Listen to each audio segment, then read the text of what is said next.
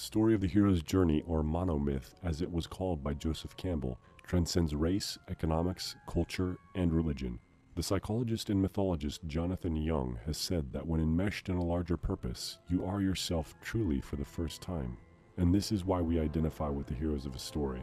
As universal, this identification is sparked by the deepest longing within us that seeks to be connected to something greater than the self. Theaters feed this part of us in a dark setting, where a projector's light flickers on the screen, much like the faces of our ancestors in the light of a campfire during storytelling sessions. One of the most memorable hero's journey stories told in the 20th and 21st centuries is the Star Wars saga. This movie had panoramic appeal from the very beginning, and drew diverse masses of people into theater temples for a profoundly sacred experience. The Force in Star Wars was conceived as a common denominator to all religions, primitive to modern. The idea of an ideological core to world religion was a premise in the writings of Joseph Campbell, who George Lucas called My Yoda. The most interesting aspect of the cultural phenomena of Star Wars was that Christians, Buddhists, Hindus, Jews, and Muslims found a spiritual language that could connect their tradition to a younger generation of religiously illiterate people.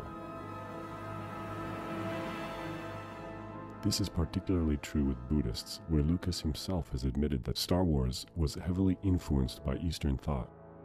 Frederick Brennan beautifully illustrates the connection between Star Wars and Buddhism in these excerpts from his internet article, Jedi Shinshu. It is when we first meet Yoda that we are struck by the similarities between him and the examples and teachings of many Zen masters. Later in Phantom Menace, we meet Padme Amidala, whose name Padme is that of lotus from the mantra Om Mani Padme Hum, and Amidala, a feminine form for the Buddha Amida, the central figure in Pure Land beliefs. But it is an attack of the clones that we receive the strongest signal yet of the centrality of Buddhist thought in the Jedi. In a discussion, Padme asks Anakin if Jedi are even allowed to love. Attachment is forbidden. Possession is forbidden. Compassion, which I would define as unconditional love, is central to a Jedi's life. Much of Buddhist practice is devoted to discovering our attachments and getting rid of them. But of even more importance, and really forming the basis or ability for ridding oneself of attachments, is that of compassion. It is, as Anakin said, central to a Jedi's life, and it is central to that of the Bodhisattva life and the life of a Buddha. In the beginning of Star Wars Episode 1, The Phantom Menace, we learn the Jedi Knight's teachings of mindfulness of the living force is identical to the Buddhist teachings of mindfulness of the present moment. Don't center on your anxieties, Obi-Wan. Keep your concentration here and now where it belongs. Anticipation of the future is sometimes necessary, but not at the expense of the moment. This is being mindful of the living force. Only by touching the present moment deeply in the here and now are we able to live fully. There is no life outside this present moment, in the past or the future. When asked why his monks were so peaceful and serene, the Buddha said, "They do not repent the past, nor do they brood for the future. They live in the present." Besides mindfulness of the moment, the Jedi share the Buddhist perspective of interdependence. In his warning to the Gungans, Obi-Wan uses the argument that their fate is bound to their neighbors through the interconnected nature of a symbiont circle. You and the Naboo form a symbiont circle. What happens to one of you will affect the other. You must understand this.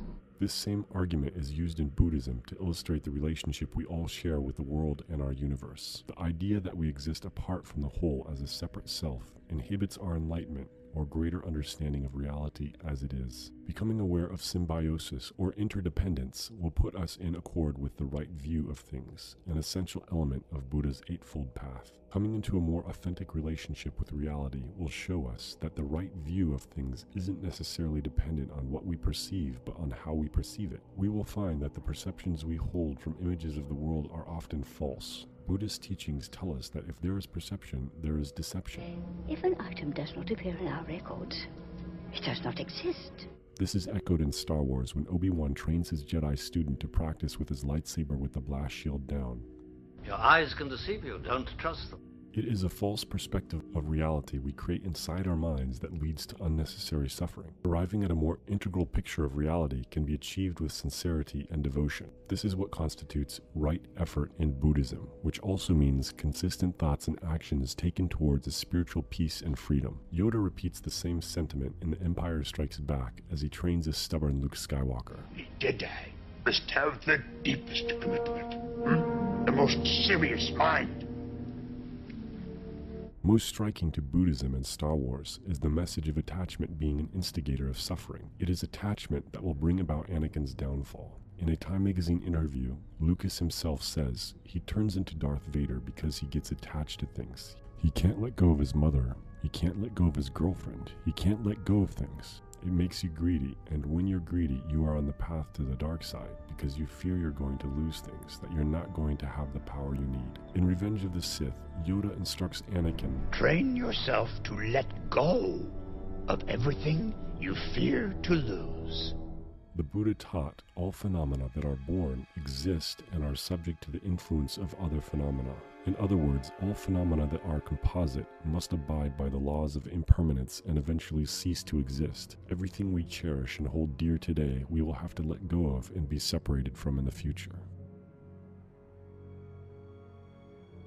Drawing parallels between Star Wars and Buddhism will undoubtedly resonate with some more than it will others. Yes, we can find similarities between Buddhist philosophy and the teachings of the Jedi, but at a deeper level, are their perspectives compatible? Star Wars is, after all, a movie that revolves around violence and warfare. The teachings in Buddhism revolve around non-violence while seeking an end to warfare. There are many Buddhists who argue that violence can't be motivated by compassion, and so the Jedi aren't in accord with this central tenet. But if one will take a closer look at Buddhism and Star Wars, they will see that each ultimately concerns itself with the hero's journey. It was Buddha himself who stated in the Dhammapada, though he should conquer 1,000 men in the battlefield 1,000 times, yet he, indeed, who would conquer himself is the greatest hero. This quote is perfectly personified in Star Wars through the character of Luke Skywalker, who finds himself trapped in the middle of a duality, a great intergalactic and spiritual civil war. Like the path of the Buddha, Luke is compelled on his hero's journey to find cessation to war and his suffering by conquering himself. Duality as defined for this presentation is warfare. In Star Wars, this warfare is sustained by two opposing entities, the light and dark side of the Force. George Lucas has stated that these two sides are designed around compassion and greed. The issue of greed, of getting things and owning things and having things and not being able to let go of things, is the opposite of compassion, of not thinking of yourself all the time. These are the two sides, the good force and the bad force. They're the simplest parts of a complex cosmic construction. When Luke is first drawn into this warfare, his most troubling question concerns his dilemma. Is the dark side stronger? The father reminds the son, as if the devil were his higher self, that without higher consciousness, your destiny lies with me, Skywalker. Obi-Wan essentially tells Luke that Vader can never be turned. I can't kill my own father. Then the Emperor has already won. Obi-Wan's views are like those who oppose the teachings in the Tanisho, that Amida's merciful vow is much more for the evil person. In Star Wars, the dark side represents an energy that we may regard as another form of suffering. In The Empire Strikes Back, we see the back of Vader's head and know, whatever monster Vader might be, this man had suffered, and suffered deeply. It is in the 5th Star Wars movie that Luke undergoes rigorous Jedi training and comes face to face with his own dark side. Yoda sends Luke into a cave where he confronts an image of Darth Vader and cuts off his head. Luke is shocked by the sight of his own face inside the helmet. His wide-open eyes stare back in disbelief. This is no faceless stormtrooper from an alien realm. Luke sees himself and must think, I have met the enemy and he is me. Mary Henderson, author of Star Wars, The Magic of Myth, wrote, Darth Vader is not an external evil presence, but the shadow side of Luke himself. Upon closer look at the Guardians of Peace and Justice in the Star Wars saga, one can see that the Jedi also share a shadow side with Luke Skywalker. It is the Sith who are born from Jedi, just like in the myth of Satan being born from God. In referring to the way the Jedi are too easily deceived, the movie Attack of the Clones is punctuated by the line, Only a Jedi could have erased those files. When we peel back the mask of evil in our society and in the world, we will find our own face staring back at us.